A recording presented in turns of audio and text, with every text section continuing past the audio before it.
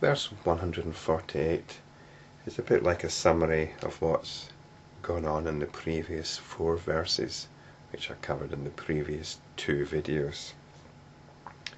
So it might be worth listening to the previous 2 videos before this one. Verse 148 tells us that relative knowledge of vijnana takes place where there is something resembling an external world. Transcendental knowledge, or jnana, belongs to the realm of suchness. When a turning back, paravritta, takes place, there's a state of imagelessness, which is the realm of the wise. In the previous 4 verses, we've been looking at conventional understanding and how we replace our own immediate experiencing with conventional understanding. Conventional understanding is what's called here relative knowledge of vijnana. Vijnana normally means consciousness, but here it's been taken in a more literal sense.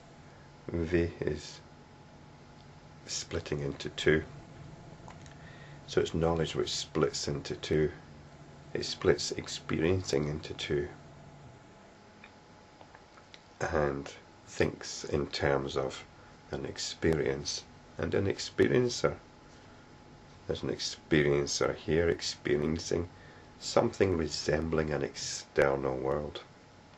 Verse 146 mentions something like objective reality, perceiving something like objective reality. It's perceiving as if there's an objective reality. We experience as if there's an external world. Believing in an external world, it's a useful fiction. It can be a useful fiction, and we have to realize that it can be no more than that. It's not actually reality. In the previous video I talked about the fiction of having a head. We can talk about having a head. I see that you've got a head on top of your shoulders, so I assume I've got a head on top of mine. But as I pointed out in that video, in the previous video, I'm not experiencing any head here. I'm experiencing the world.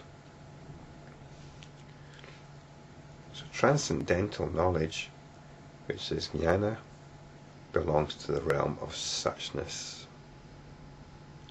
In other words, experience it as it is, not as we think it is. And suchness here is spelt with a capital S. Capitals normally indicate something transcendental, something beyond the cognizing mind.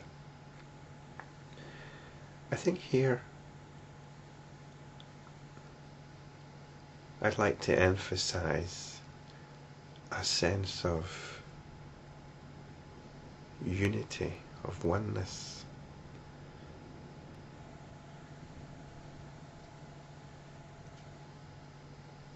Something which I usually indicate by a sense of being, coming back to our sense of being.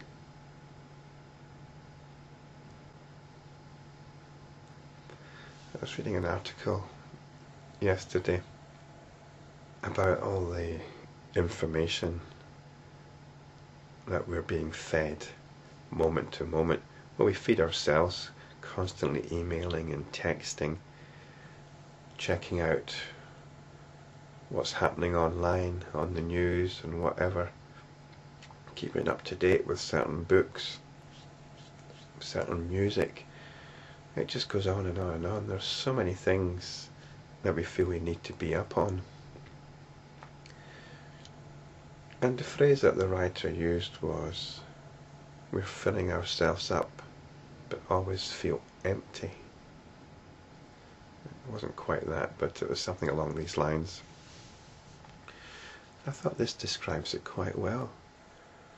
We're wolfing down all this stuff, all this information. It could be intellectual stuff, very stimulating, very interesting. It could just be gossip, celebrity gossip. It doesn't matter. There's a part of us which is being impoverished by this constantly looking out for something to feed ourselves with. And it's what I'd call our sense of being. Our sense of being is fed by stillness. It's not external stillness.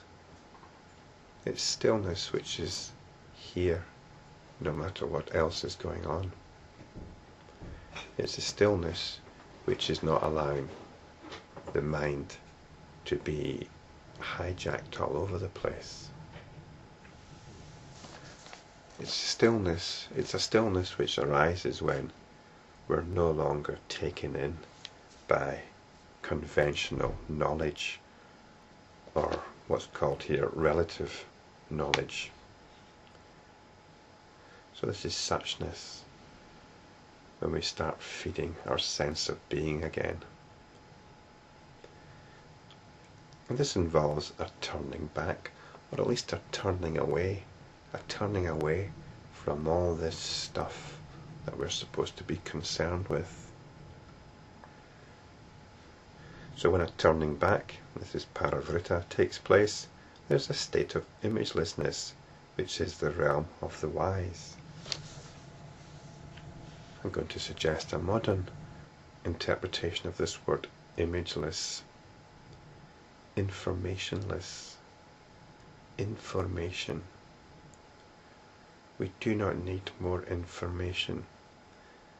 Information does not fuel our sense of being.